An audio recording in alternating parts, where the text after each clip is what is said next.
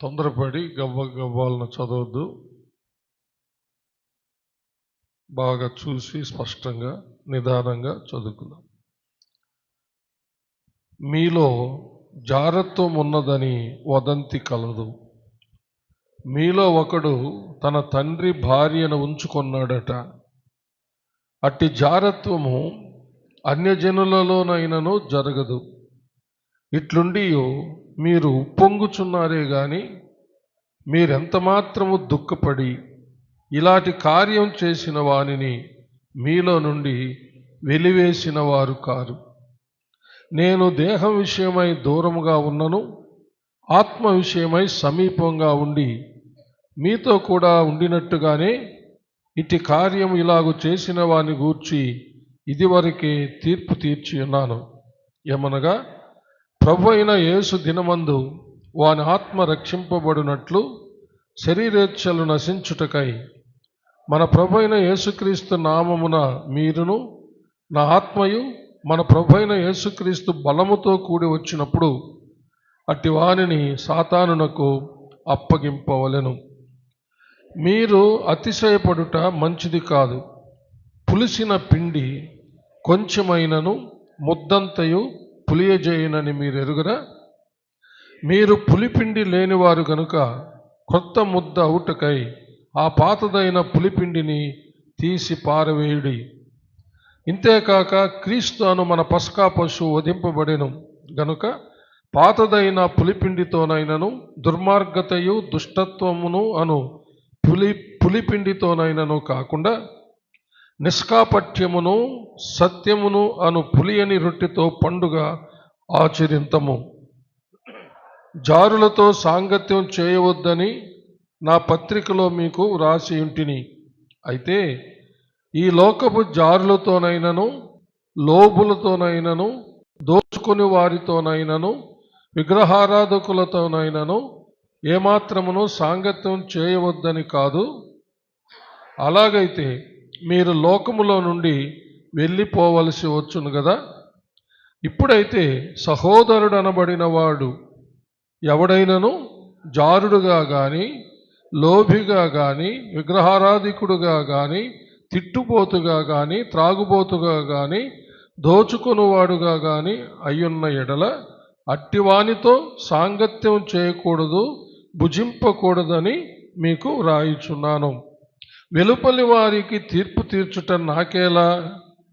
వెలుపలి వారికి దేవుడే తీర్పు తీర్చును గాని మీరు లోపటి వారికి తీర్పు తీర్చువారు గనుక ఆ దుర్మార్గుణ్ణి మీలో నుండి వెలివేయుడి. దేవుడు తన పరిశుద్ధ వాక్యమును మన ఆత్మీయ మేళ నిమిత్తమై మన వెనుకడిలో దీవించునుగాక. ఆమేన్. దయచేసి అందరు కూర్చోండి, ప్రార్థించుకుందాము. అందరిలాగే తల వంచినట్లయితే చిన్న ప్రార్థన క్లుప్తంగా చేసుకుందాం. ఎవరైనా ఒక్కరు ప్రేరేపించబడిన వాళ్ళు చిన్న ప్రార్థన చేయండి.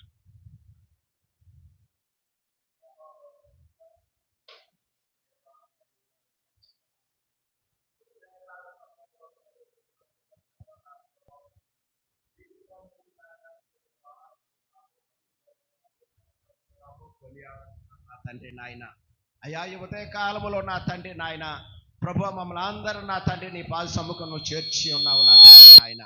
మేము దేన హృదయంతో నాయన నీ పాద సన్నిధానికి వచ్చి ఉన్నావు నా తండ్రి నాయన. ఈ లోకములో నా తండ్రి మేము జీవిస్తుండగా నా తండ్రి నాయన అనేకమైన పాప బంధకాల్లో నాయన మేము చిక్కుపోతున్నాము నాయన. అనేక విధాలుగా నా తండ్రి పాపములో నలిగిపోతున్నాము అయ్యా. అయ్యా మా పాపములో నలిగిపోవటకు నా తండ్రి నాయన నీకు ఇష్టం లేదు నా తండ్రి. ఎవరైతే క్రీస్తును ఆరాధిస్తారో క్రీస్తును మహింపరుస్తారో నా తండ్రి నాయన ఆ పాప బంధకాలను తీసివేయటకు నా తండ్రి నాయన మా ప్రభు అయిన యేసయ్య ఉన్నాడు నా తండ్రి దేవా. అయ్యా ఈ ఉదయ కాలంలో నా తండ్రి నీ దయదాసును నా తండ్రి నాయన నీ ఆత్మపూర్ణంగా చేయండి నా తండ్రి నాయన. నీ జీవ గంధములోని మాటలను నా తండ్రి నాయన, మహాముఖులకు కూడా నాయన, మహాజ్ఞానులకు కూడా నా తండ్రి నాయన అర్థము కాని నాయన గూఢార్థాలు ఇమిడి ఉన్నాయి నా తండ్రి నాయన. అయ్యా, బండబారిన హృదయాలు మాయి, కరుడు కట్టిన హృదయాలు మాయి, అపనమ్మకమైన హృదయాలు, అభివృద్ధి అయినటువంటి హృదయాలు మాయి నా తండ్రి నాయన. ఆ హృదయాలకు నాయన నీ వాక్యం కావాలని, నీ ఆదరణ కావాలని, నీ కృప కావాలని, నీ దయ కావాలని నా తండ్రి నాయన. నీ దయదాసుడు వాక్యము ద్వారా నా తండ్రి నాయన మేమందరము నా తండ్రి నాయన వాక్యానుసారంగా జీవించుటకు నాయన ప్రతి ఒక్కరికి సహాయం దయచేయమని నాయన ఉదయ కాలంలో నాయన మొరపెడుతున్నావు నాయన. వచ్చిన ప్రతి బిడ్డ నా తండ్రి నేను ఆత్మపూర్ణులుగా చేసుకో నా తండ్రి నాయన. అయ్యా, నీ మందిర ఆవరణంలో ఉండారు నా తండ్రి నాయన. వాళ్ళ హృదయాలు నీ వైపు తిప్పుకునేటట్లుగా సహాయం దయచేయ నా తండ్రి నాయన. వినగలే చెవి, గ్రహించగలే మనసు నాయన ప్రతి ఒక్కరికి దయచేయమని నాయన. నీ దయదారు చెప్పిన వాక్యం నా తండ్రి విని నా తండ్రి ఆ వాక్యానుసారంగా జీవించటకు ప్రతి ఒక్కరికి సహాయం దయచేయమని యేసయ్య నామమున వినయతో అడిగి నువ్వు ప్రార్థన చేస్తున్నావు నా పరమ తండ్రి. ఆమేన్. హల్లెలూయా. 6వ అధ్యాయము, అదే పత్రిక 6వ అధ్యాయము 18వ వచనాన్ని చదువుకుందాం. జారత్వమునకు దూరముగా పారిపోడి. ప్రార్థించుకుందాం. మహాపరిశుద్ధుడు అయిన మా ప్రియ పరలోకపు తండ్రి, దయగలిగిన మా దేవ యెహోవా, మీకు వందనములు, స్తుతులు, స్తోత్రములు చెల్లిస్తున్నాము. మీ దీనదాసుడినైన నన్ను మీ సిలువ చాటున మరుగు చేసుకొని నాతోనూ మా అందరితోనూ మాట్లాడమని క్రీస్తు పేర వేడుకొనుచున్నాము తండ్రి. ఆమేన్. హల్లెలూయా. మనము పోయిన ఆదివారము 6వ అధ్యాయము 12వ వచనం నుండి 20వ వచనం వరకు మనం ధ్యానించుకున్నాం. 6వ అధ్యాయము 12వ వచనం నుండి చివరి వరకు ఉన్నటువంటి విషయాలు ధ్యానించుకున్నాం. ఒక అంశాన్ని మీకు చెప్పాను, పరిశుద్ధతను కాపాడుకొనుట ఎలా, పరిశుద్ధతను కాపాడుకొనుట ఎలా అని. దానికి ఒక 6 ఉప అంశాలు చెప్పాను. అది ఎలా, 6 పాయింట్స్ చెప్పాను. మొదటిది, మనం పరిశుద్ధతను కాపాడుకొనడానికి జారత్వమునకు దూరంగా పారిపోవాలి. రెండవది, విగ్రహారాధనకు దూరంగా పారిపోవాలి. మూడవది, యవ్వనేచ్ఛల నుండి దూరంగా పారిపోవాలి. నాలుగవది, పాపము జోలి ఇక ఏమీ లేకుండా ఉండాలి. ఐదవది, కన్నులను పరిశుద్ధంగా ఉంచుకోవాలి. ఆరవది, నోటిని పరిశుద్ధంగా పెట్టుకోవాలి. హల్లెలూయా.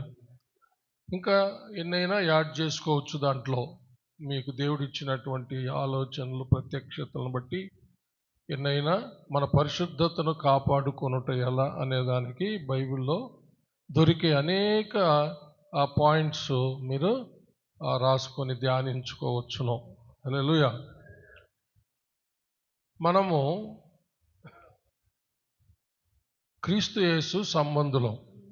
క్రీస్తు యేసు సంబంధం అంటే రక్షించబడినటువంటి ప్రతి ఒక్కరూ, ఒక వ్యక్తి పాపినని గ్రహించి మారు మనసు పొంది పాప క్షమాపణ నిమిత్తం యేసుప్రభు నామంలో కానీ, తండ్రి కుమార పరిశుద్ధాత్మ నామంలో కానీ బాప్తిస్వం తీసుకున్నటువంటి వాళ్ళు, రక్షించబడినటువంటి వాళ్ళు, వారికి దేవుడు పరిశుద్ధాత్మను వరంగా ఇచ్చాడు. ఎందుకంటే ఏది మొదలుకొని బాప్తిస్వం పొంది రక్షించబడి క్రీస్తు సంఘములో చేర్చబడిన అప్పటి నుండి పరిశుద్ధాత్మ ద్వారా నడిపించబడుతూ పరిశుద్ధతలో మనము సంపూర్ణులు అవ్వాల్సి ఉందన్నమాట. పరిశుద్ధతలో సంపూర్ణులం అవ్వాల్సి ఉంది. క్రీస్తు యేసు సంపూర్ణతకు సమానమైన సంపూర్ణత కలవారము అవ్వాల్సి ఉందన్నమాట. ఇది ఇంకా బాప్తిస్వం పొందిన తరువాత మనలో జరగవలసినటువంటిది. హల్లెలూయా. అర్థమవుతుందా? అర్థమవుతుందా? ప్లీజ్. హల్లెలూయా. బాప్తిసం పొంది రక్షించబడినటువంటి వాళ్ళందరూ శ్రద్ధగా జాగ్రత్తగా ఆలోచించండి. బాప్తిసం తీసుకొని వాళ్ళు కూడా శ్రద్ధగా ఆలకించి మీరు కూడా త్వరగా బాప్తిసం పొంది రక్షించబడి పరిశుద్ధపరచబడి కొత్త జన్మ పొంది ప్రభు బిడ్డలుగా దేవుని చేత అంగీకరించబడి సంఘములో చేర్చబడడానికి మీరు సిద్ధపడండి. హల్లెలూయా. ఇప్పుడు మనము లోకములో ఉన్నాం. ఒకప్పుడు మనము లోకంలో ఉన్న వాళ్ళమే.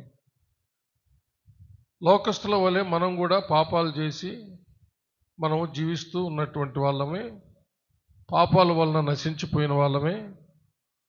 అలాంటి మనలను సువార్త ద్వారా, అంటే క్రీస్తు శిలువ సువార్త ద్వారా దేవుడు మనలను దర్శించాడు.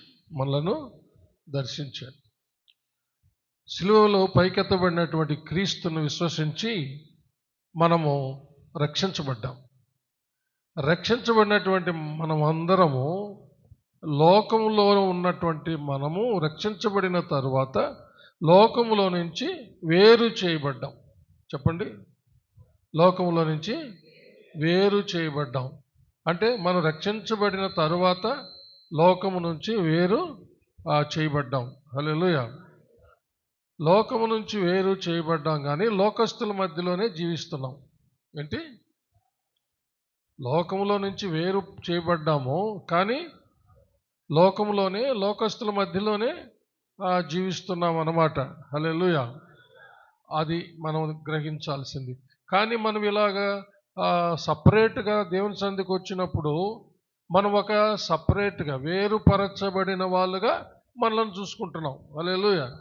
ఎట్టి చెప్పండి, వేరు పరచబడిన వాళ్ళంగా, క్రీస్తు యొక్క పరిశుద్ధ రక్తం ద్వారా విమోచించబడిన వాళ్ళంగా, కడగబడిన వాళ్ళంగా, పరిశుద్ధపరచబడినటువంటి వాళ్ళంగా, పరిశుద్ధుల జాబితాలోకి చేర్చబడిన వాళ్ళంగా, నీతిమంతుల జాబితాలోనికి చేర్చబడినటువంటి వాళ్ళుగా, ఇంకా క్రీస్తు సంఘ సభ్యులుగా, క్రీస్తు శరీరంలో, క్రీస్తు అనే సంఘములో, ఆయన శరీరంలో అవయవాలుగా మనం పోయిన వారం నేర్చుకున్నాము దాన్ని కదా. హల్లెలూయా.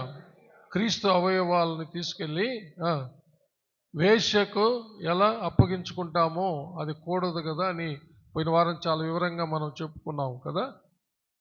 కాబట్టి మనము క్రీస్తు యేసు సంబంధులము, మనం లోకంలో నుంచి వేరుగా ఉన్నాము. హల్లెలూయా. ఇక మనలో ఏ పాపము జరగకుండా మనము జాగ్రత్త పడాలన్నమాట. హల్లెలూయా. మనలో ఏ పాపము జరగకుండా జాగ్రత్త పడాల. ఒకవేళ ఎవరైనా పాపం చేస్తే వాడిని ఒకసారి గద్దించాల. సంఘ కాపురు ఉన్నాడు అనుకోండి, నేను వాడిని గద్దించాలి. వాడు లోబడలా.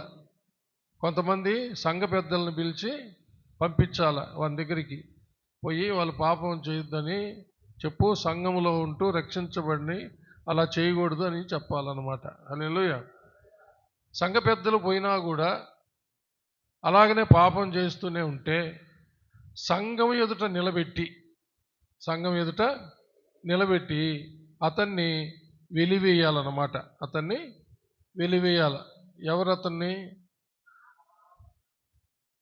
పరిశుద్ధుడైన తరువాత పాపం చేసినటువంటి వాడిని. ఏంది? పరిశుద్ధుడైన తరువాత, క్రీస్తు యేసు సంబంధులైన తరువాత, ఈ లోకములో నుంచి వేరైన తరువాత మనము ఇక పరిశుద్ధతలో సంపూర్ణమవడమే, క్రీస్తు యేసు సంపూర్ణతకు సమానమైన సంపూర్ణత గలవారమగుటకే మనం పిలువబడ్డాం. అపవిత్రులుగా ఉండడానికి మనము పిలువబడలేదు. కాబట్టి ఇప్పుడు పాస్టర్ గారు గద్దించినా మారకపోతే, సంఘ పెద్దలు పోయి గద్దించినా మారకపోతే, ఆ వ్యక్తిని సంఘం ఎదుట నిలవబెట్టి ఇతడు సంఘములో ఒక పులిపిండిగా ఉన్నాడు, ఇతడు సంఘంలో ఒక పులిసిన పిండిగా ఉన్నాడు, ఇతడుంటే పులిసిన పిండి ముద్దలో కొంచెం ఉంటే ముద్దంతా ఎలా పులిసిపోతుందో అలాగ సంఘమంతా పాపంలో పడే ప్రమాదం ఉంది కాబట్టి ఇతన్ని వెలివేస్తున్నాము అని చెప్పి అతన్ని వెలివేయాలంట. ఇప్పుడు మనం చదివిన వాక్యం అది.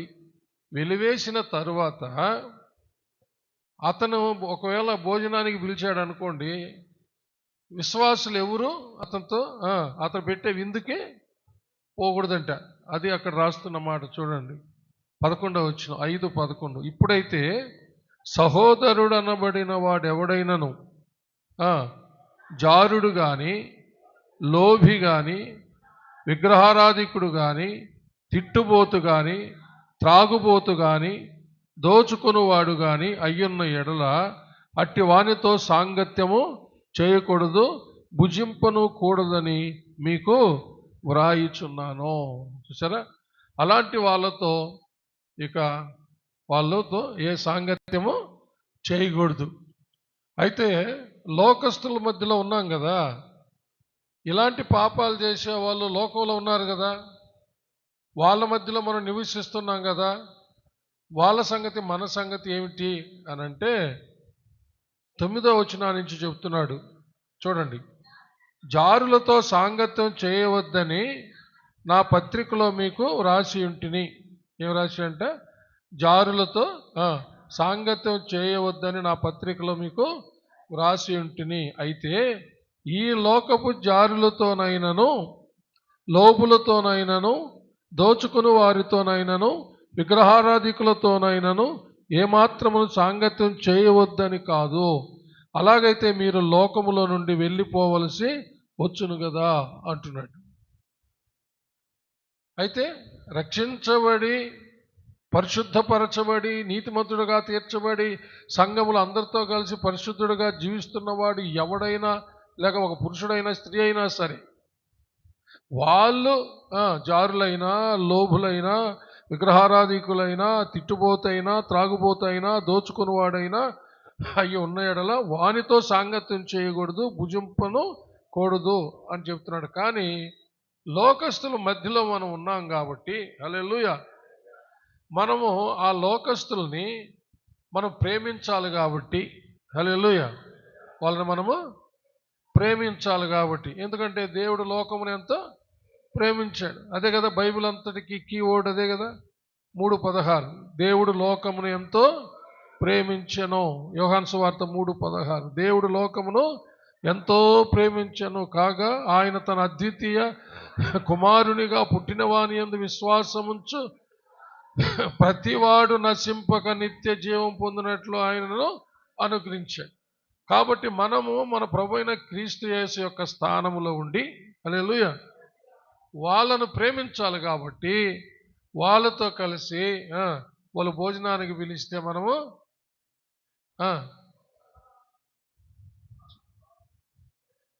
వాళ్ళు భోజనానికి పిలిస్తే మనం పోవాలి. హల్లెలూయా, అర్థమైందా? సహోదరుడిగా ఉండి, పరిశుద్ధుడిగా ఉండి, సంఘములో సభ్యుడిగా ఉండి, ఎంత చెప్పినా, పాస్టర్ చెప్పినా, పెద్దలు పోయి చెప్పినా వినకుండా ఉండేటటువంటి వాడు, వెలివేయబడినటువంటి వాడి దగ్గర పోయి భోజనము చేయకూడదు, వారితో సాంగత్యం చేయకూడదు. కానీ లోకస్తులు మన చుట్టుపక్కల ఉన్నారు కదా, రక్షణ లేని వాళ్ళు భోజనానికి పిలిచారు, నిన్ను హ్యాపీగా పోయి తినడమే. హల్లెలూయా, చెవులు కూడా దేవుని మహిమపడతాం. Praise lord.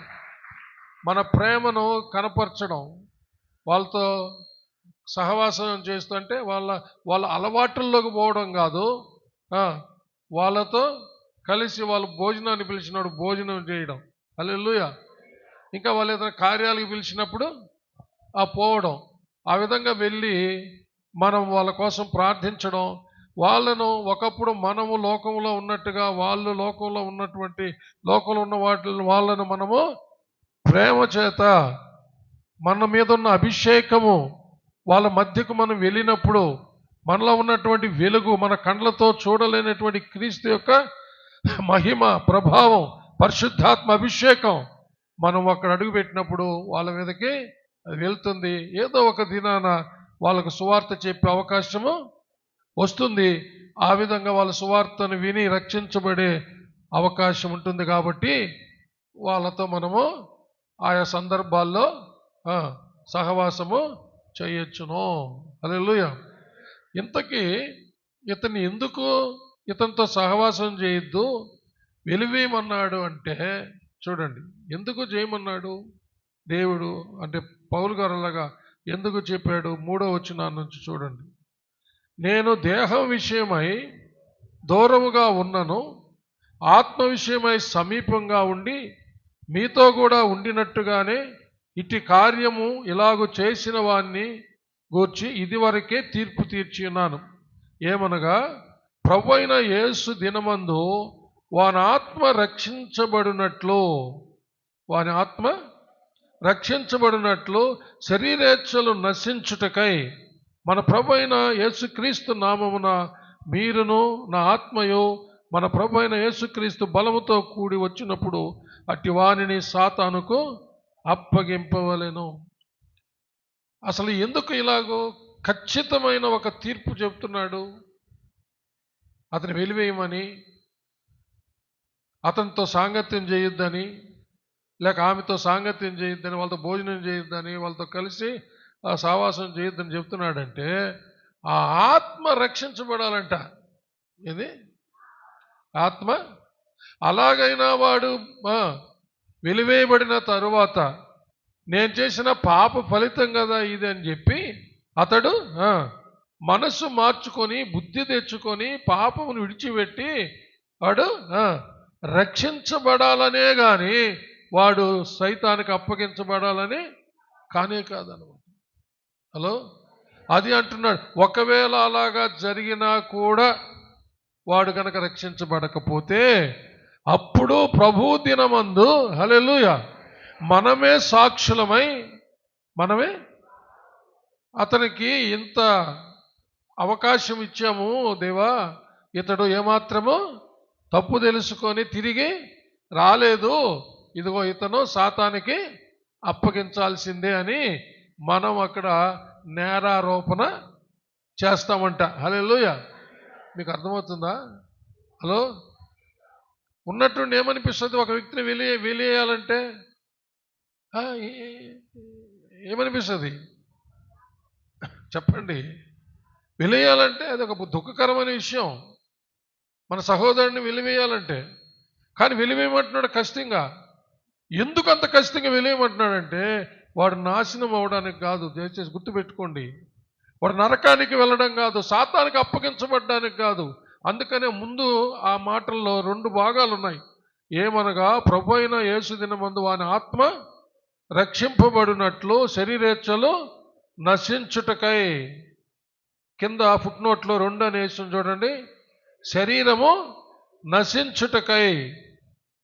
ఆ శరీరేచ్ఛలు శరీరమును చంపుకొని వాడు తిరిగి పాపం చేయకుండా తిరిగి సంఘములో చెప్పండి అయ్యా, సంఘములో చేర్చబడాలనే మరలా మన సహోదరుడు మన సహోదరి. అంతేగాని వాడు వెలివేయబడి ఇంకా అలాగనే నాశనం అవ్వాలని కాదు, సాతాను భ్రష్టాత్మకు అప్పగించాలని కాదు. అలా వెలివేసినా కూడా వాడు గనక మారు మనసు పొంది, అరే నేను చేసినటువంటి పాపముల వలన కదా, నన్ను ఎంత పాస్టర్ గారు హెచ్చరించినా పెద్దలు వచ్చి హెచ్చరించినా నేను లోబడలేదు, అందువల్ల నేను సంఘానికి దూరం అయిపోయినాను, దేవునికి దూరం అయిపోయినాను, నేను మరలా చేయకూడదు చేస్తూ ఉన్నాను, రేపు నేను నరకానికి వెళ్ళిపోతాను, సాతానికి అప్పగించబడతాను అని చెప్పి వాడు ఆలోచన చేయటానికి వెలివేయమంటున్నాడు అనమాట. హలో, ఒకవేళ అలాగ వెలివేయబడిన వాళ్ళు అలాగ ఆలోచించి వాడి జీవితాన్ని సరి చేసుకోగలిగితే వాడు ధన్యుడే. హల్లెలూయా. చప్పలు కొట్టి దేవుని మహింపండి. వాడు కానీ లేక ఆమె కానీ ధన్యుడే, ధన్యురాలే.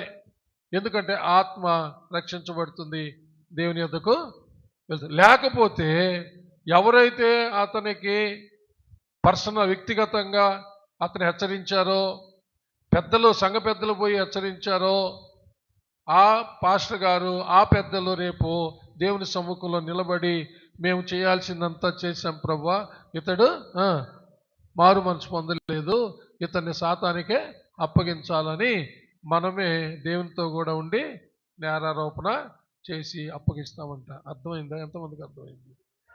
హలో, ఎందుకు ఇంత ఖచ్చితమైన విషయం చెప్తున్నాడు? ముద్దలో కొంచెం పులిసిన పిండి ఉంటే ముద్దంతా పులిసిపోతుంది కదా. అంటే ఆ పులిసిన ఆ పాపం ఇంకొకడికి అంటే అలాగ ఒక్కొక్కడికి అంటే సంఘం అంతా పులిసిపోయే ప్రమాదం ఉంది కదా అంటున్నాడు. కాబట్టి తీర్పు తీర్చండి అంటున్నాడు. ఏమంటున్నాడు? తీర్పు తీర్చి వెలివేయండి వాడిని అంటున్నాడు అనమాట. అతన్ని పెట్టుకొని అతన్ని వెలివేయకుండా మీరు మళ్ళా మా సంఘం గొప్పది, మాకు ఆత్మ ఉంది, అభిషేకం ఉంది, ప్రవచన వరాలు ఉన్నాయి, కృపావరాలు ఉన్నాయని ఉప్పొంగిపోతున్నారే. ఎక్కడిది అసలు మీకు ఉప్పొంగేదానికి అవకాశం? ఒక జారుణ్ణి పెట్టుకో ఉన్నారే చర్చిలో. జారుణ్ణి పెట్టుకొని మీరు ఉప్పొంగిపోతున్నారే. అదే మొదటి వచనాల్లో ఉండేది. 5వ అధ్యాయం మొదటి వచనంలో, మీలో జారత్వం ఉన్నదని వదంతి కలదు, మీలో ఒకడు తన తండ్రి భార్యను ఉంచుకున్నాడట, అట్టి జారత్వము అన్య జనులలోనైనను జరగదే.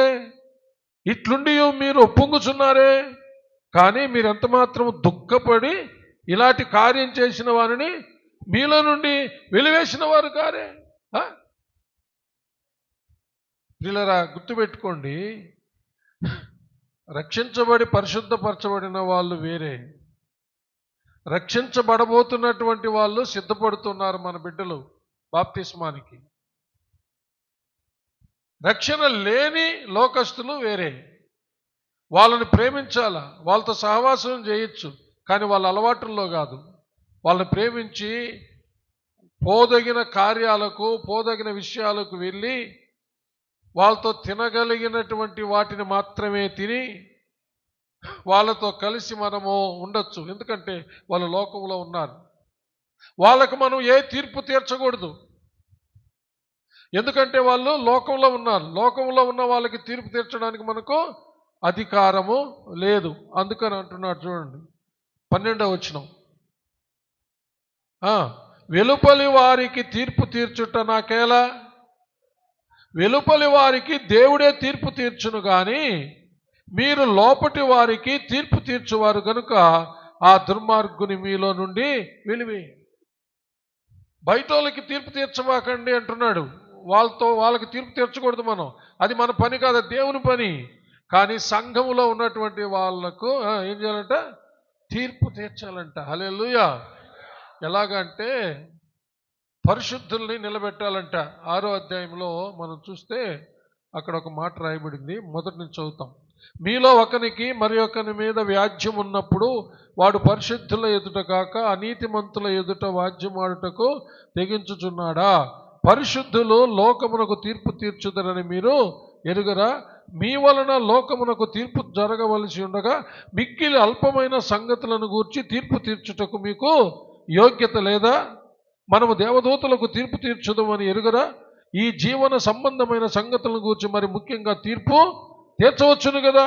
కాబట్టి ఈ జీవన సంబంధమైన వ్యాజ్యములు మీకు కలిగిన యెడల వాటిని తీర్చుటకు సంఘములో తృణీకరింపబడిన వారిని కూర్చోబెడతారా?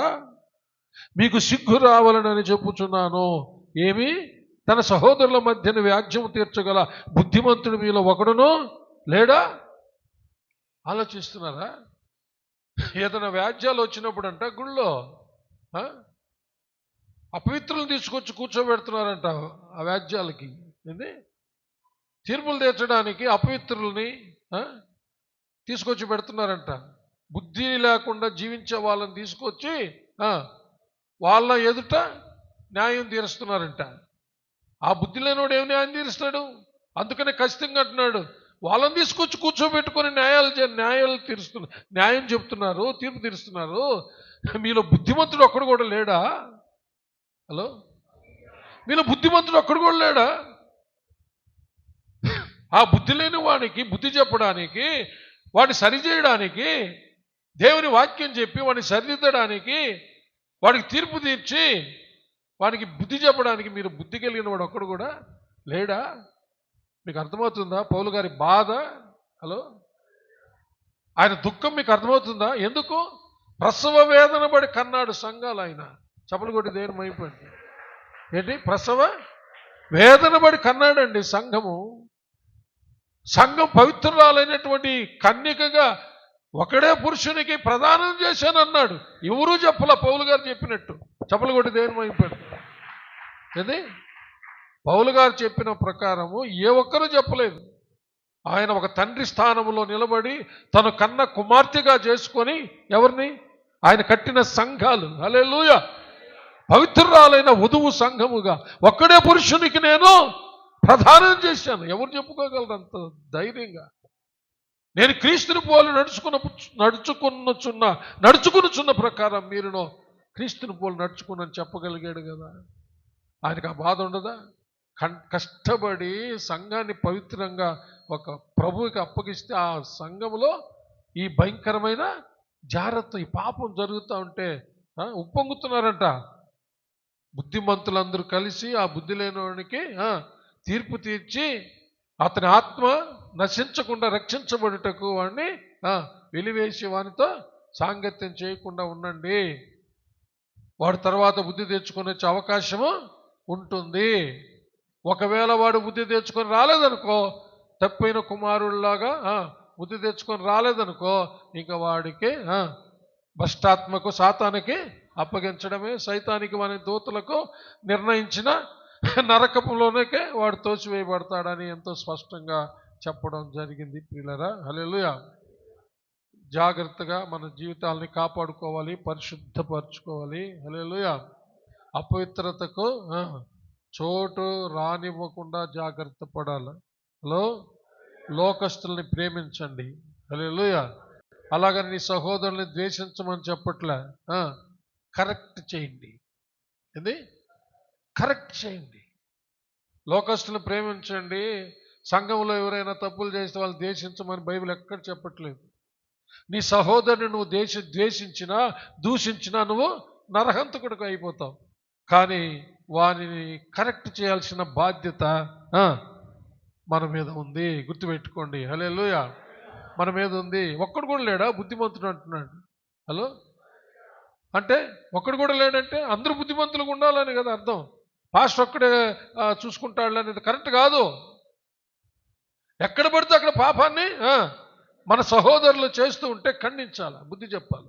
లోకస్తులకు బుద్ధి చెప్పకూడదు. హలో ప్లీజ్ గుర్తుపెట్టుకోండి. లోకస్తులకు పోయి ఎవరైనా నీకు బుద్ధి ఉందంటారా, ఈ పాపం చేస్తున్నావు అంటే వాడిని చంపకమలిసి కొడుతున్నాడు వాడు.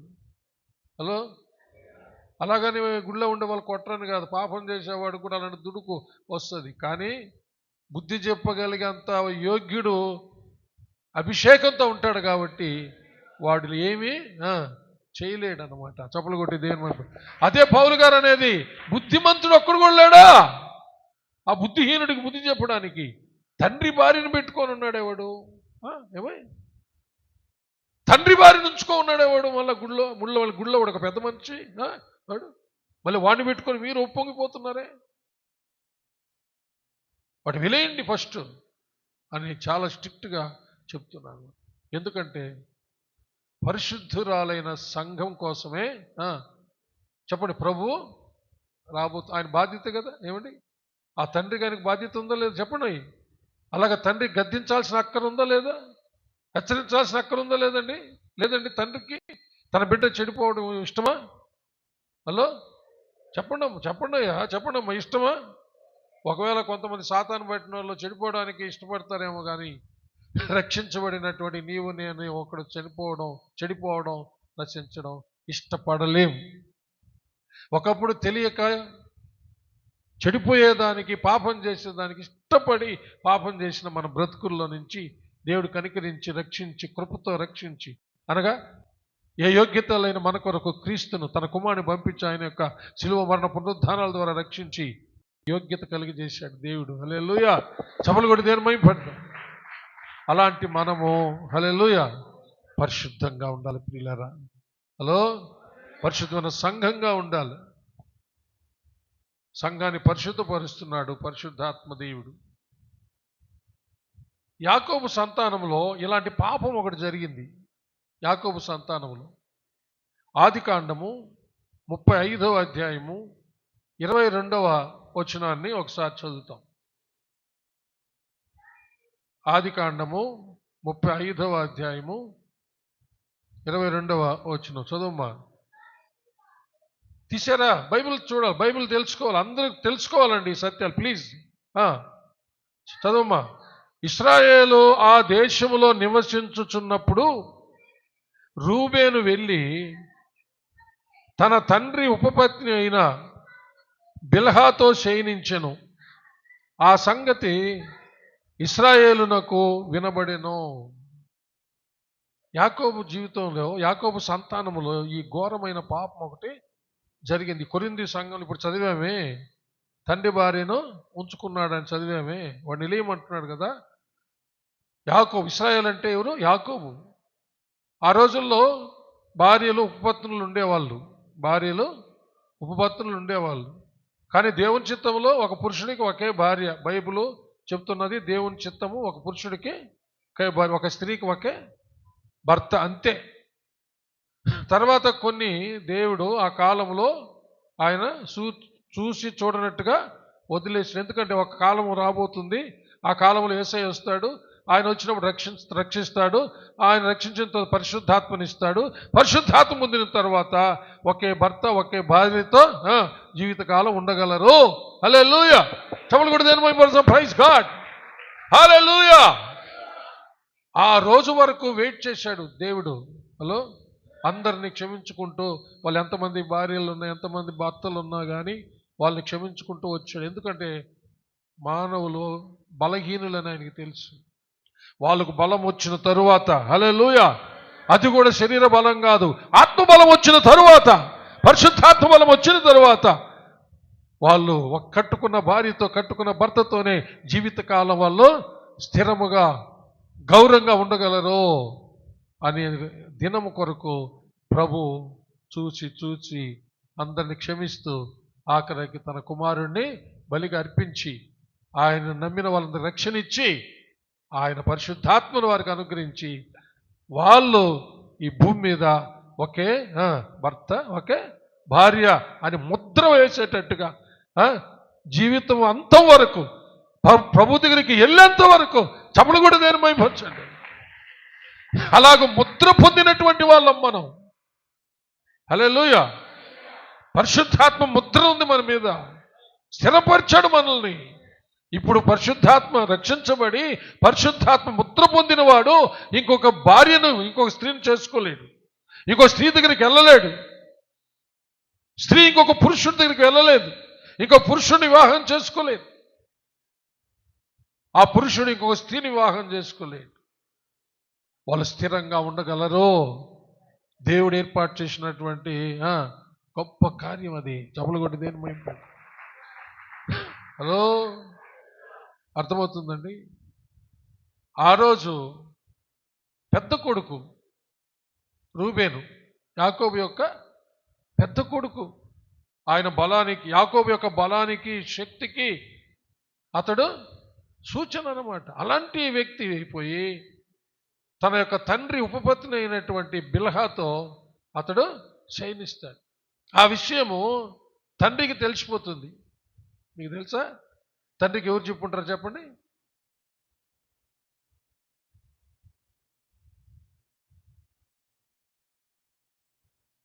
ఎస్, ఎవరు ఎవరు ఏదో అన్నారే, ఏ అన్నారు ఏదో. యోసేపు. వెరీ గుడ్, చెప్పకుండా. ఎవరు? యోసేపు. యోసేపును వాళ్ళ గుంట్లో వేసింది అందుకే. ఎందుకు? అన్నాలు చేసే తప్పులన్నీ ఎత్తుకుపోయి నాయనకి చెప్తా ఉన్నాడు యోసేపు. అందుకనే కదా కక్ష పెట్టి అతన్ని చంపాలని ప్రయత్నించింది. ఎవరు చెప్పుంటారు? యోసేపే చెప్పుంటాడు. యోసేపు అందరి దగ్గర, వాళ్ళ అమ్మల దగ్గర ఉపపత్తును, యాకోబు ఉపపత్తును ఆడుకుంటా ఉండేవాడు అనమాట. హలో, అన్ని కనుక్కొని వచ్చి వాళ్ళ నాయనకి చెప్తా ఉండేవాడు అనమాట. ఇది ఒక మంచి స్పిరిట్, ఇది ఒక మంచి స్పిరిట్, మంచి ఆత్మ. హల్లెలూయా. పాపం జరుగుతున్న విషయాలు కనుక్కొని పెద్దలుగా చెప్పేదాన్ని లేకుండా చేసుకునేటటువంటి ఒక పరిశుద్ధమైన ఆత్మ అండి. చప్పలు కొట్టి దేవుని మహిమ పెడదాం. Praise Lord. హల్లెలూయా. మా కుటుంబంలో సందీప్కుంది, మా కుటుంబంలో సందీప్కుంది. చిన్నప్పటి నుంచే, చాలా చిన్నప్పటి నుంచే సంఘంలో ఏమేమి జరుగుతూ ఉన్నాయో నాకు వచ్చి చెప్పేవాడు అనమాట. అందుకని వాడిని చాలామంది కూడా కొట్టారు వాడిని బాగా. బాగా కొట్టారు సందీప్ని. ఎందుకంటే వాడు నాకు చెప్పేవాడు అనమాట, అన్నీ వచ్చి చెప్పేవాడు. చాలామంది కొట్టారు సందీప్ని, తిట్టారు కూడా, కొట్టారు కూడా. పర్వాలే, కొట్టినందుకు ఒకసారి బాధపడ్డాను, తర్వాత గమ్ముగా అయిపోయినాను. కానీ ఆ ఆత్మ మాత్రం మంచిదండి, వివేచన ఆత్మ.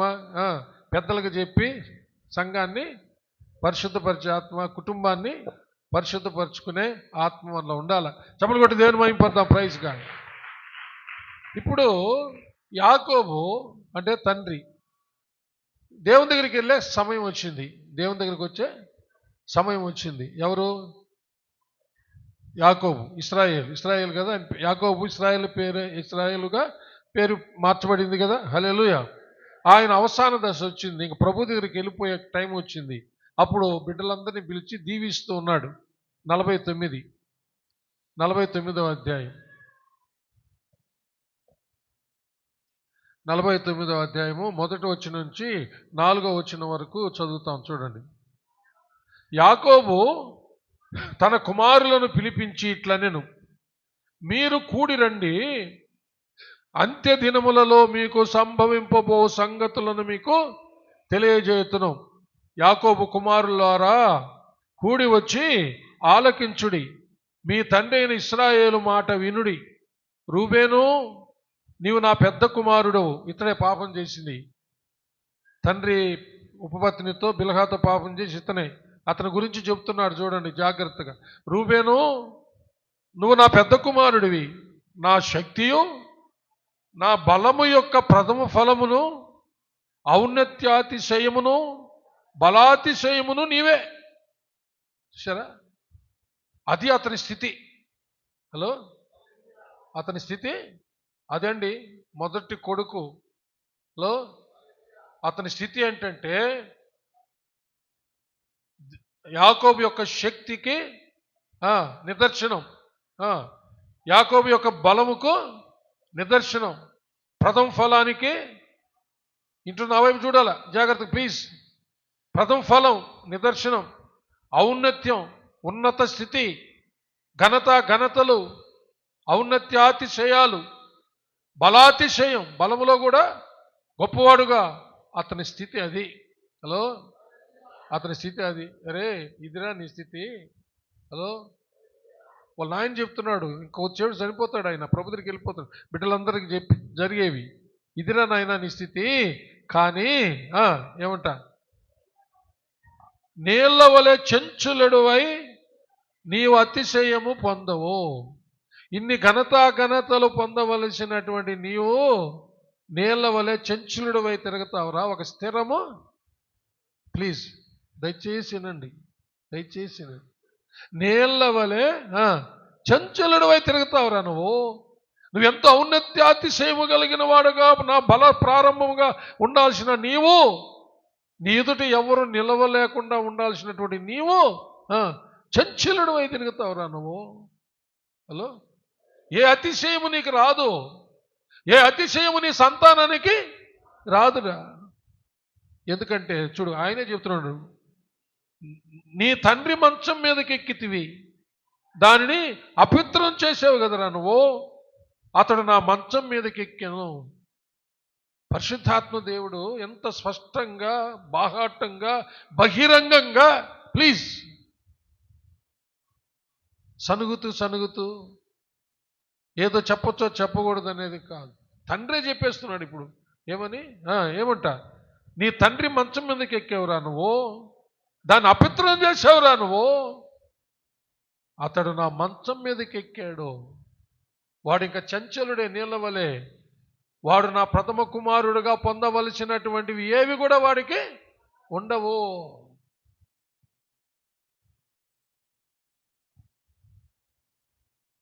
అతని గురించి మనకు చరిత్ర ఏం చెప్తుంది తెలుసా? ఒక్క న్యాయాధిపతి కూడా రాలేదంట.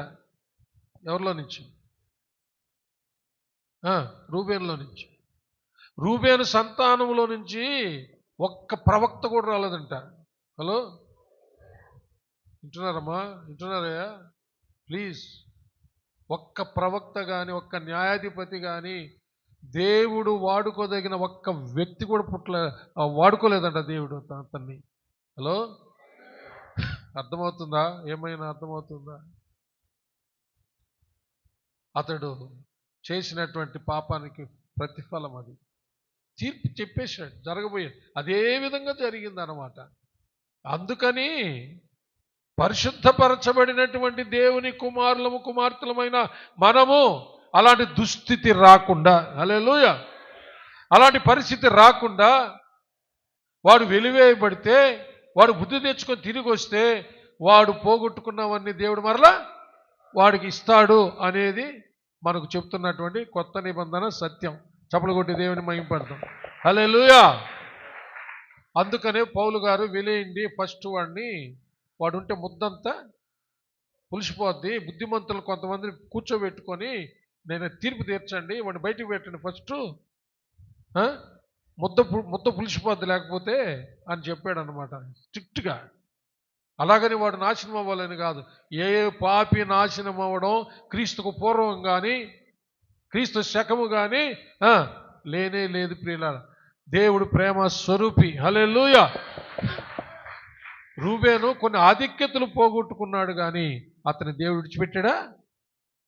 రూబేనుకు రావాల్సిన గొప్ప ఆధిక్యతలన్నీ పోగొట్టుకున్నాడు ఆ పాపం చేసినందువల్ల.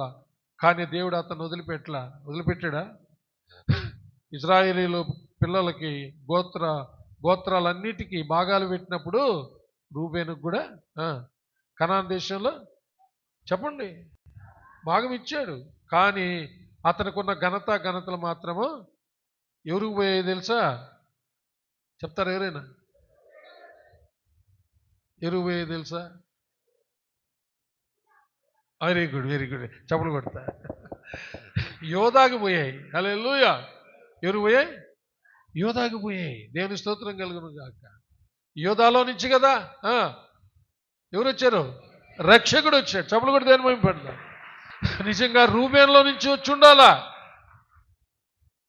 కానీ రూబేను తన తండ్రి ఉపపత్నిని కూడినందువల్ల, క్షీణించినందువల్ల అతడు అయోగ్యత పోగొట్టుకున్నాడు. కానీ దేవుడైతే అతను తోసేయలేదు, కానీ ఆ స్థానము యోధా పొందుకున్నాడు. చప్పలు కొట్టి దేని మేము పడతాం. Praise God. హల్లెలూయా. మనము వివాహాల్లో ఒక వాక్యం వేస్తూ ఉంటాం కదండి, వివాహం అన్ని విషయములలో ఘనమైనది అని వేస్తాం. ఆ ముక్కడికి అసలు నిజంగా అయితే ఫుల్గా వేయాలి, ఎవరు వేయరు. నిజంగా ఆ వచనాన్నంతా వేస్తే అస్సలైన అర్థం తెలుస్తుంది. ఎందుకు ఆ మాట రాశారు పౌలు గారని చదువుతారా ఒకసారి? హెబ్రీ పత్రిక తీయండి, బైబిల్ తీయండి.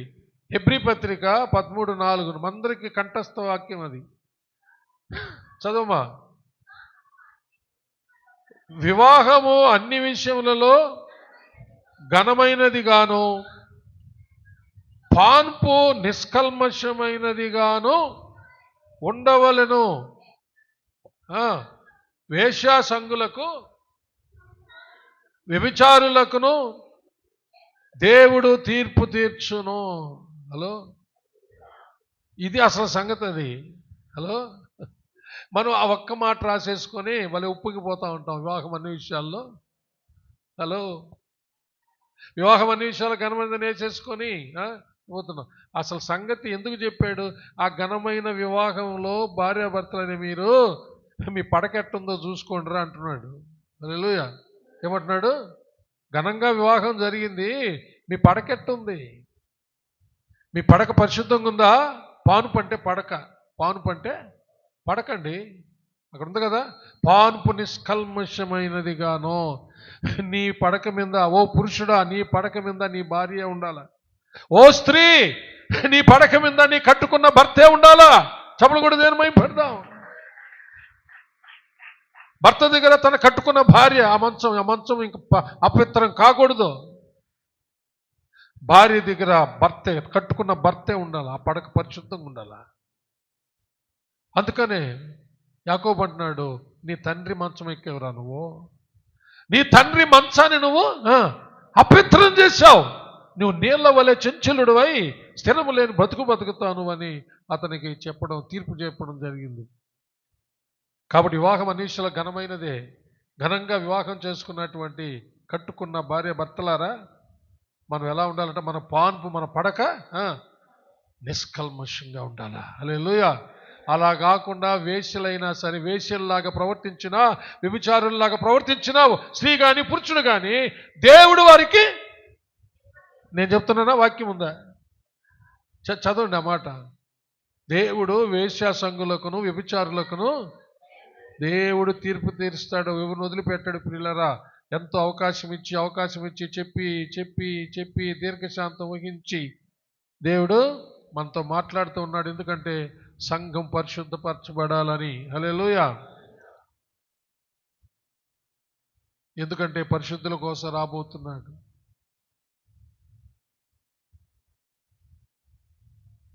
శరీర సంబంధమైనటువంటి పడక పరిశుద్ధంగా ఉండాలా, హృదయ పాన్పు కూడా పరిశుద్ధంగా ఉండాలి. ఇది హలో, హృదయ పాన్పు కూడా, హృదయం అనే పడక. హల్లెలూయా. ఒకసారి తొలి దినాల్లో సంకీర్తన టీవీలో వాక్యం చెప్పేటప్పుడు భార్యాభర్తల గురించి ఒక ప్రసంగం చేస్తున్న ఇలాగనే. ఆ రోజు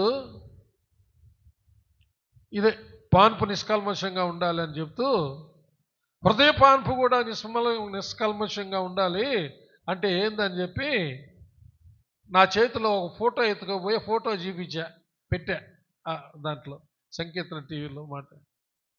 హలో, నా హృదయ పాన్పులో కూడా నా భార్య ఉండాలి, అదే నా హృదయము పవిత్రంగా ఉన్నట్టని పాస్టం ఫోటో ఎత్తుకుపోయి చూపించా. ఈమె నా భార్య, ఈమె నా హృదయం పానుపు మీద పానుపులో ఉంది అని. హల్లెలూయా. హలో, మీకు అర్థమవుతుందా? చూసుకోండి, నీ హృదయంలో నీ భార్య ఉందా? నీ హృదయంలో నీ భర్త ఉన్నాడా? హల్లెలూయా. చప్పలు కూడా దేని మహిమపడతాం. పెళ్లి కాని వాళ్ళలో మీ నాన్న ఉన్నాడా హృదయంలో? మీ అమ్మ ఉందా హృదయాల్లో? పెళ్లి కాని వాళ్ళు చూసుకోండి. పెళ్లి కాని వాళ్ళు హృదయాల్లో ఏముందో చూసుకోవాలా. వాళ్ళ నాన్న ఉండాలి, లేక వాళ్ళ అమ్మ ఉండాలి. వాళ్ళ అమ్మ నాన్న ఉండాలి హృదయం, అంతే. ఇంకా వాళ్ళు మించి ఎవరు ఉండకూడదు. హలో, పెళ్ళైన తర్వాత కట్టుకున్న భర్త ఉండాలి, కట్టుకున్న భార్య ఉండాలి, అంతే. నేను చెప్పింది అర్థమవుతుందండి? హలో, ఆ మెసేజ్ ఎవరు వింటున్నారో నాకు తెలియదు. పాస్టర్స్ మీటింగ్కి పోయా. పాస్టర్ మీటింగ్ అంతా అయిన తర్వాత నిలబడుకున్న ఒక ఆయన వచ్చాడు.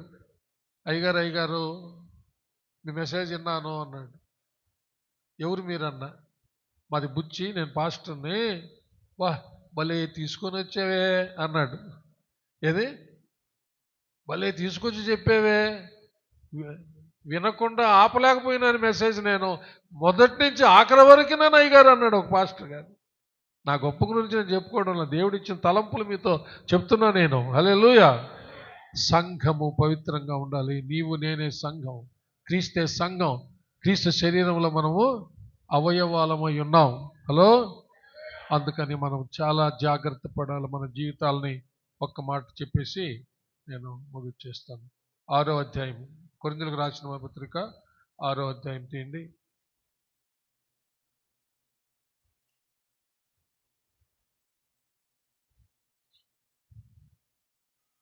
తొమ్మిది 10 చదువుమా. అన్యాయస్తులు దేవుని రాజ్యమునకు, అందరూ తీశారా బైబిల్లో? అన్యాయస్తులు దేవుని రాజ్యమునకు వారసులు కానేరని మీకు తెలియదా? మోసపోకుడి, జారులైనను, విగ్రహారాధికులైనను, వ్యభిచారులైనను, ఆడంగితనము గలవారైనను, పురుష సంయోగులైనను, దొంగలైనను, లోభులైనను, తాగుబోతులైనను, దూషకులైనను, దోచుకుని వారైనను దేవుని రాజ్యమునకు వారసులు కానేరను. ప్రియులారా, ఎంత స్పష్టంగా చెప్పేశాడో చూసారా? ఈ లిస్టులో ఎవరన్నా ఒకవేళ చర్చిలో ఉన్న వాళ్ళు వింటున్నా, ఆన్లైన్లో ఎవరైనా వింటున్నా, వాళ్ళు గనక మారు మనసు పొందితే వాళ్ళు ధన్యులండి. హల్లెలూయా. వాళ్ళు ధన్యులు. లేకపోతే వాళ్ళ గతి నరకమే. దేవుని రాజ్యానికి పోరు. ఎంత స్పష్టంగా చెప్తున్నటువంటి, అన్యాయస్తులు దేవుని రాజ్యమునకు వారసులు కారు. మోసపోకుడి, జారులైనను, విగ్రహారాధికులైనను, వ్యభిచారులైనను, ఆడంగితనము గలవారైనను, పురుష సంయోగులైనను, దొంగలైనను, లోభులైనను, త్రాగుబోతులైనను, దూషకులైనను, దోచుకుని వారైనను దేవుని రాజ్యమునకు వారసులు కానేరను. కుదరదు. అయితే ఎప్పుడు కుదురుతుంది అంటే ఈ విషయాలన్నీ విని ఒక వ్యక్తి మారు మనసు పొందితే, హల్లెలూయా, వాడు దేవుని రాజ్యంలోకి పోతాడనమాట. హల్లెలూయా. అందుకని మారు మనసు, అందుకని 11వ వచనం చూడండి.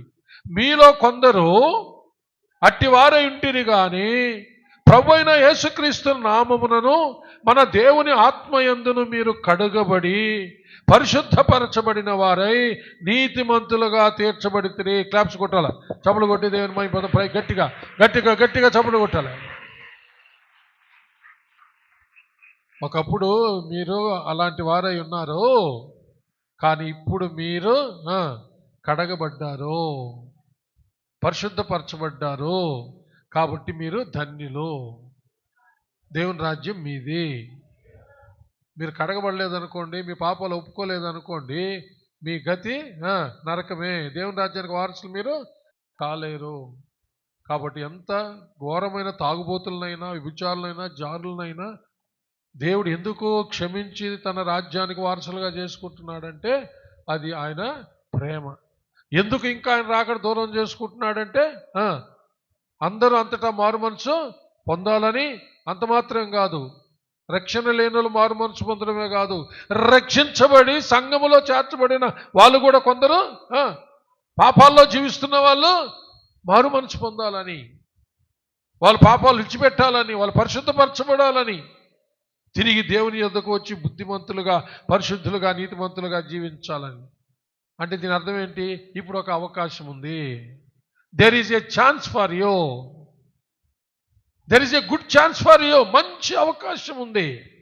నువ్వు త్రాగుబోతువో, వ్యభిచారవో, వేశ్యవో, తిట్టుపోతావో, తిరుగుబోతువో, ఎవరైనా సరే, ఒకవేళ నువ్వు సంఘస్థుడు అయ్యుండి కూడా అలాగ ఉన్నా సరే, నీకు ఒక అవకాశం ఉంది. నువ్వు మనసు మార్చుకొని నీ తప్పు ఒప్పుకుంటే, తప్పిపోయిన కుమారుడిలాగా తిరిగి వస్తే దేవుడు నిన్ను చేర్చుకుంటాడు. అయితే ఒకరోజు రాబోతుంది ప్రియులరా, నో ఎక్స్క్యూజ్. ఇంకా ఒకరోజు నీ అవకాశము ఎత్తివేయబడుతుంది, ఇంకా అవకాశం దొరకదు. ఇప్పుడైతే ఒక అవకాశం ఉంది. ప్రార్థించుకుందామా? ప్రార్థించుకుందామండి. హల్లెలూయా, హల్లెలూయా, ప్రైజ్ ద లార్డ్. దయచేసి ప్లీజ్ అందరూ ఒకసారి నిలబడితే బాగుంటుంది. కొంచెం అందరు నిలబడండి.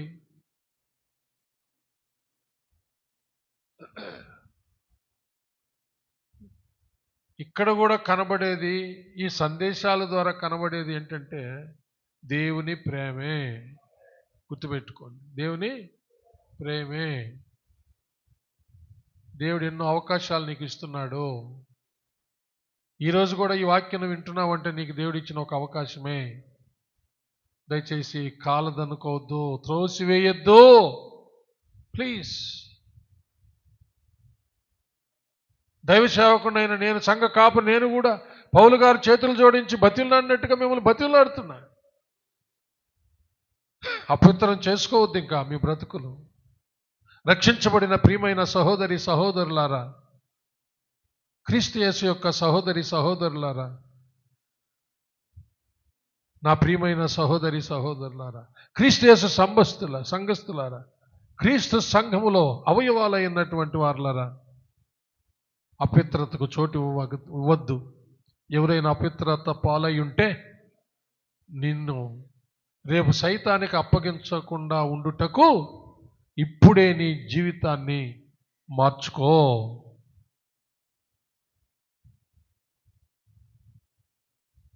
ప్రభువుకి అప్పగించుకో. పరిశుద్ధతలో జీవిస్తున్న వాళ్ళు పరిశుద్ధతలో సంపూర్ణులు అవ్వండి. పరిశుద్ధులగుటికే దేవుడు పిలిచాడు కానీ అపవిత్రులగుడు పిలవలేదు. తెస్సలోనికీయులకు రాసిన మొదటి పత్రిక 4:7 వచనము ఆ విషయం తెలియజేస్తా ఉంది. జారత్వమునకు దూరంగా పారిపోండి. రాబోతున్న దినాల్లో మరికొన్ని విషయాలు ధ్యానించుకుందాం ప్లీజ్. ఈ సమయంలో అందరూ ఎవరికి వాళ్ళు తమను తాము పరిశీలించుకుంటూ ఉండగా, ప్రభువుని వేడుకుంటుండగా, సహోదరుడు ఫిలిప్ బ్రదరు మనకు విన్న వాక్యాన్ని బట్టి ప్రార్థన చేయాలని వారిని నేను ప్రేమతో ఆహ్వానిస్తున్నాను. విన్న వాక్యాన్ని బట్టి వాళ్ళు ప్రార్థన చేస్తారు. అందరూ పరిశీలన చేసుకుని కళ్ళు మూసుకోండి. నేను చెప్పాను, కట్టుకున్న భార్యాభర్తల హృదయాల్లో కట్టుకున్న భార్యాభర్తలే ఉండాలి. వివాహం కాని యవనస్తుల్లో అమ్మ నాన్న తప్ప ఇంకెవరు ఉండకూడదు. కన్న తల్లి తండ్రి తప్ప, యేసయ్య తప్ప ఇంకెవరు ఉండకూడదు.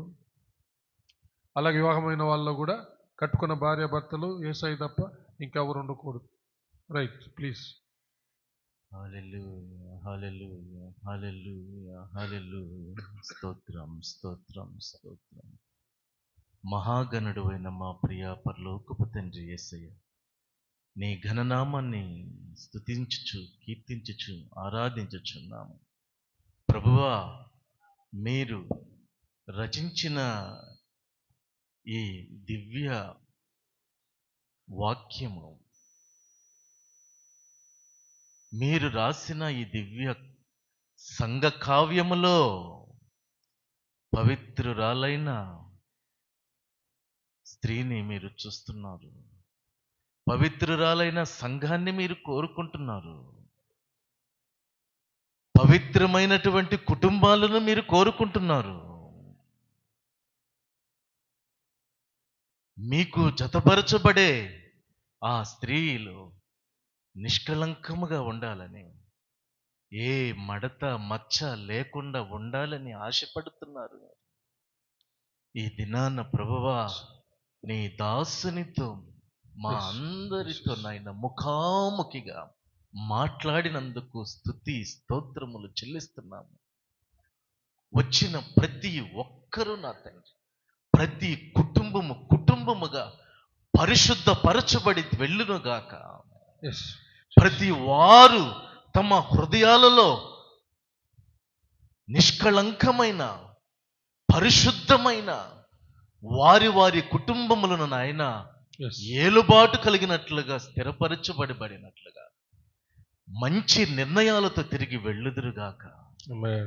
మీ అమితమైన ప్రేమ, మీ అమితమైన కావ్య రూపంలో దాల్చిన భార్య భర్తలు ఇరువురు, వారికి మీరు అనుగ్రహించిన మూల స్తంభాలైన కుమారులు కుమార్తెలు రేపు పరలోకములో కుటుంబాలుగా నీతో ఉండినట్లుగా, ఈ దినమున వాక్యముతో స్థిరపరిచిన వారన్నట్లుగా మీరు స్థిరపరిచినందుకు ఈ కుటుంబాలను, ఈ దినమున సంగమునకు వచ్చిన ప్రతి వారిని మీరు ఏర్పాటు చేసుకున్నందుకు స్తోత్రములు కలుగునుగాక. చీకటి శక్తుల నుంచి, సాతాను యొక్క కుతంత్రాల నుంచి, వాడి యొక్క అనాలోచన నుండి వీరిని విడిపించినందుకు స్తోత్రములు కలుగునుగాక. వాడు అబద్ధికుడు నాయన, వాడు మొండివాడు ప్రభువా, వాడు మోసగాడు నా తండ్రి. క్షణములోనే పడవేయుటకు కుతంత్రాలు సృష్టించేవాడు ప్రభువా. అయితే నీ బలమైన వాక్యం ఈ దినాన మమ్మల్ని దర్శించింది ప్రభువా. నీ వాక్యము మమ్మల్ని వెలిగించినది నాయన. ఆ వాక్యము మాలో నరనరములలో మూలుగులలో సంధించింది ప్రభువా. ఆ వాక్యము ద్వారా కుటుంబాలంతా కూడా నా తండ్రి ఆ గోతిలో నుంచి బయటకు తీసుకొచ్చినందుకు స్తోత్రములు నాయన. ఎంత ప్రేమ గల తండ్రివియా. కుటుంబాలు మోడు బారిపోకూడదని, భార్యాభర్తలు మోడు బారిపోకూడదని, వయసులో ఉన్న బిడ్డలు నా తండ్రి మోడు బారిపోకూడదని మీరు జాలితో, దీన మనసుతో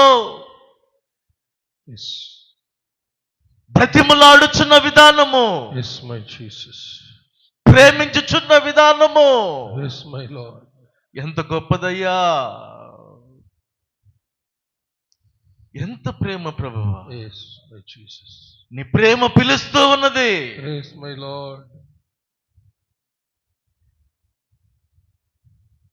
సంఘ సహవాసమునకై, పరిశుద్ధ సహవాసమునకై కుటుంబాలుగా రావాలని రిక్వెస్ట్ చేస్తున్నావు నాయన.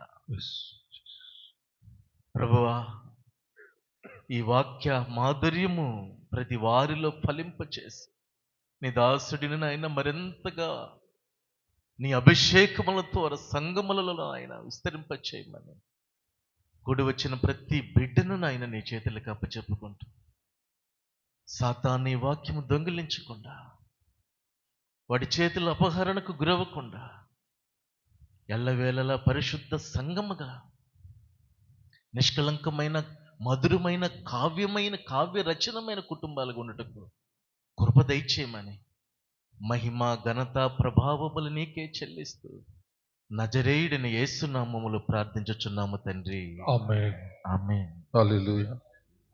ఆశీర్వాదం తీసుకోకముందు ఒక 2-3 ప్రకటనలు చేసి ఆశీర్వాదంతో మనం సెలవు తీసుకుందాము.